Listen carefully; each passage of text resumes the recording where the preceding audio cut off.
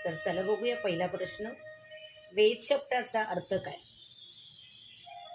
उत्तर, वेद धातूपासून वेद शब्द झाला आहे. वेद म्हणजे जाणणे, स्वतःला जाणणे, स्वतःचे मूळचे स्वरूप ओळखणे असा अर्थ आहे.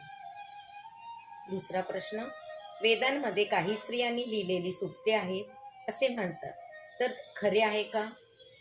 उत्तर, वेदात पुरुषांप्रमाणे अनेक स्त्रियांची सूक्ते आहेत. जो अभ्यास करतो त्याच्या हृदयातून सूक्ते प्रकट होतात. तेथे स्त्री व पुरुष असा भेद नसतो. तिसरं, स्त्रियांना वेदमंत्र म्हणण्याचा अधिकार आहे का? उत्तर, स्त्रियांना वेदमंत्र म्हणण्याचा पूर्ण अधिकार आहे. त्यांना वेदमंत्र निर्माण करण्याचा अधिकार जर आहे तर मग वेदमंत्र म्हणण्याच्या अधिकाराबद्दल प्रश्नच निर्माण होत नाही.